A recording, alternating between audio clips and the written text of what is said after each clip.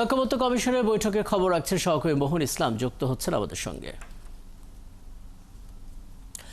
মোহন, বৈঠকটা শুরু হয়েছে কিনা? প্রথম দিন বলা হচ্ছে বিএনপি সহ ৩০ দলের সঙ্গে বসা হবে। কয়েকটি দলের নাম একটু জেনে নিতে চাই, কাদের কাদের সঙ্গে বৈঠকে বসবে কমিশন, এজেন্ডাগুলো কি একটু জানাবেন। এবং যেহেতু ১৯ জুন পর্যন্ত আসলে বৈঠকটি চলবে এবং আজকে ১৭ তারিখ, তারপরে আজকের পরেও এই বৈঠকটি আরো বাড়বে কিনা ১৯ তারিখের আগ পর্যন্ত? মোহন, আপনি আসলে যেমনটি বলছিলেন যে ঐকমত্য কমিশনের যে বৈঠক, সেই বৈঠক কিন্তু শুরু হবে অল্প সময়ের মধ্যে। আমরা ইতিমধ্যে দেখেছি যে বিএনপির যিনি স্থায়ী কমিটির সদস্য সালাউদ্দিন আহমেদ, তিনি এই যে ফরেন সার্ভিস একাডেমি সেখানে তিনি এসে পৌঁছেছেন। পাশাপাশি যে ঐকমত্য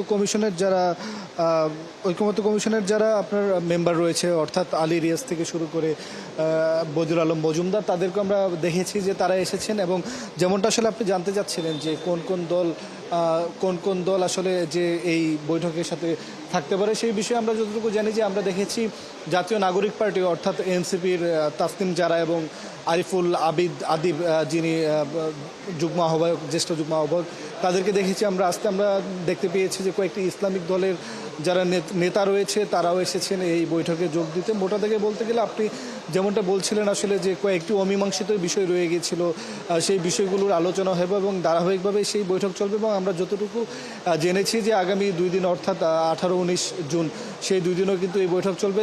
আজকে যেই দলগুলো কভার করবে, তারপরে কিন্তু অন্যান্য যে দলগুলো রয়েছে তারাও আসবে, কথা বলবে। সেই আলোচনার ভিত্তিতে আসলে ঐক্যমতের ভিত্তিতে যেহেতু জুলাই সনদ করা হবে এবং জুলাই সনদ আপনার যেহেতু জুলাই মাসে জাতির সামনে উপস্থাপন করা হবে বলে প্রধান উপদেষ্টা জানিয়েছেন, সেই জায়গা থেকে অমীমাংসিত বিষয়গুলোকে মীমাংসিত করা খুবই প্রয়োজন বলে ঐক্যমত্য কমিশন মনে করছেন। সেই জায়গা থেকে আসলে বিএনপি সহ, এনসিপি সহ, জামাত সহ যে অন্যান্য রাজনৈতিকগুলো রয়েছে, যেহেতু এই ৩টি দলকে আসলে বৃহৎ রাজনৈতিক দল হিসেবে ধরা হচ্ছে, এই ৩ দলেরই যে বিষয়গুলো আসলে অমীমাংসিত থাকছে বা অন্যান্য যে রাজনৈতিক দলগুলো রয়েছে তাদেরকে আসলে এই বিষয়গুলো দেখানো হচ্ছে। সেই বিষয়টাই আসলে এই আলোচনার মধ্যে থাকবে, যেন কোনো ধরনের আপনার যে অমীমাংসিত বিষয়গুলোকে যেন মীমাংসিত করা যায়। এবং মীমাংসিত করা গেলে জুলাই সনদটা আসলে দ্রুত সময়ের মধ্যেও করা যাবে বা জুলাই মাসে সেটা উপস্থাপন করা যাবে। এবং যেই দলগুলো আসলে যেসব বিষয় ঐক্যমত পোষণ করবে শুধুমাত্র সেই বিষয়গুলো কিন্তু জুলাই সনদের মধ্যে থাকবে। বাকিগুলো যেমনটা বলা হচ্ছে বা রাজনৈতিক দলগুলোর পক্ষ থেকে দাবি করা হচ্ছে যে সেগুলো নির্বাচনের পরে